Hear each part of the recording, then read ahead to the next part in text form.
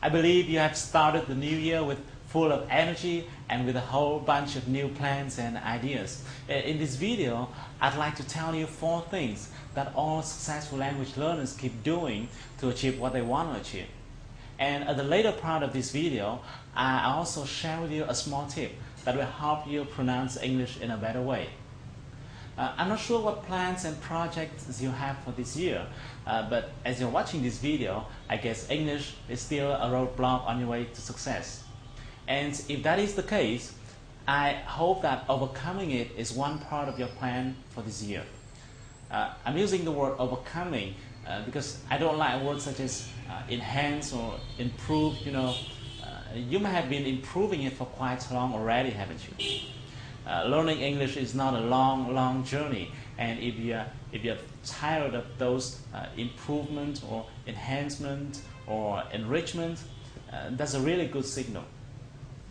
Now I think it's time for you to make a decision which is more venturous or audacious.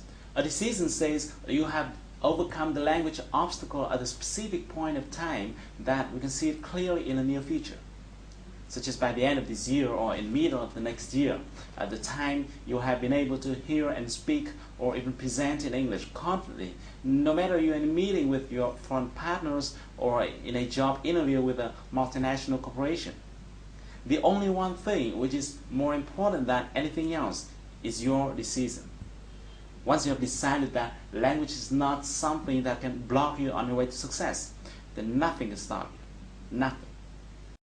For several years, I have been observing many language learners, and I kept wondering why some people can learn faster than others.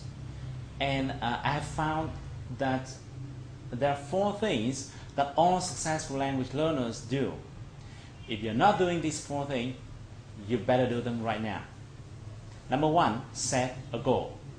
Well, it's not new, isn't it? But it's a must. If you don't have a goal, you're not serious. And you need to make sure that your goal must be specific.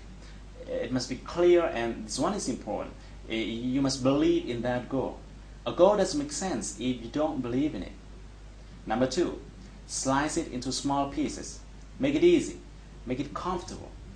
There's a famous question that says, how to eat an elephant? And his famous answer is, just eat it, 1 bite at a time. You should do the same with your goal. Slice it into smaller goals. Set a specific schedule for each one.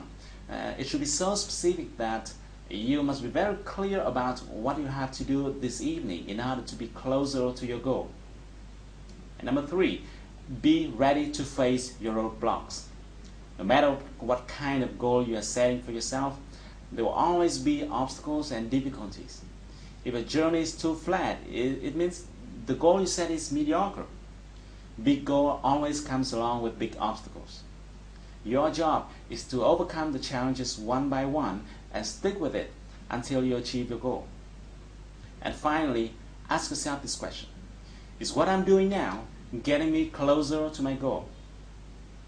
Every time you do something, ask yourself this question.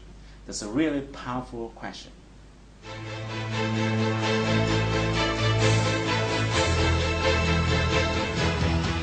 Okay, in the next part, I'm going to show you a small tip that will help you in pronunciation. Even if you don't have the need to pronounce the same way native speakers do, I still recommend you to spend a portion of your time practicing pronunciation. Why? Because the truth is, as you have better pronunciation, you will have better listening skill. Think about it. If you could speak the same way native speakers do, would you be able to hear them when they speak? Yeah, it is, isn't it?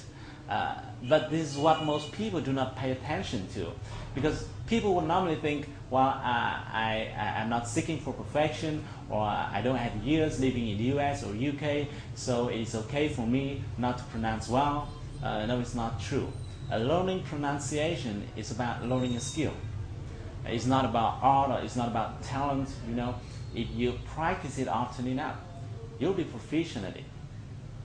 However, more often than not, when you just start out practicing pronunciation, the problem is every time you hear a native speaker produces a new word, you would probably have the feeling of being unclear about what the sound is like.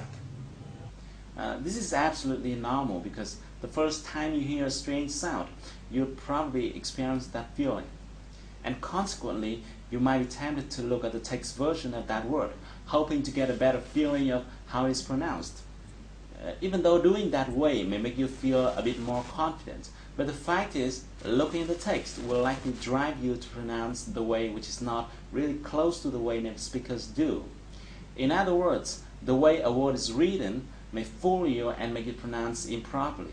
The reason is every language has its own way of pronunciation of a certain vowel or consonant. For example, the pronunciation of the consonant G in English, like Google, is slightly different from that of the G in Vietnamese.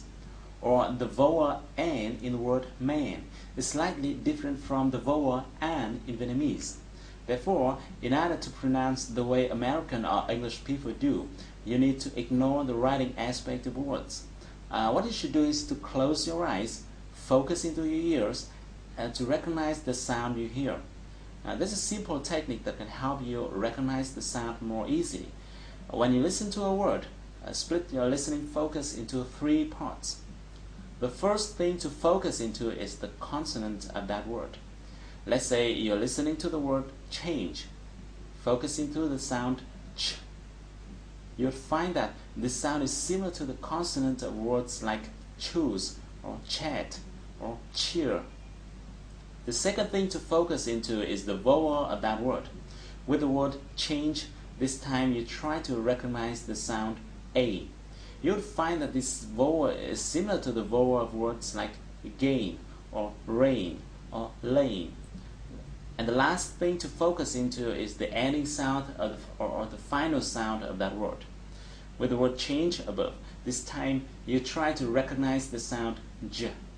You'll find that this sound is similar to the ending sound of words like forge or large or badge. By doing so, you'll be able to recognize the whole word more easily. Now, don't think that this is time-consuming. The fact is that English, as well as any other language in the world, has a certain amount of vowels and consonants, and they're repeated over and over again among your vocabulary. Once you spend a certain amount of time practicing them, you'll find that your pronunciation skills and listening skills as well will change dramatically. Okay, I have to go now. Thank you for watching this video. If you like it, share it with your friends. I hope to see you soon, but until then, take action. Do something to move closer to your goal, because if you want to shine tomorrow, you've got to sparkle today.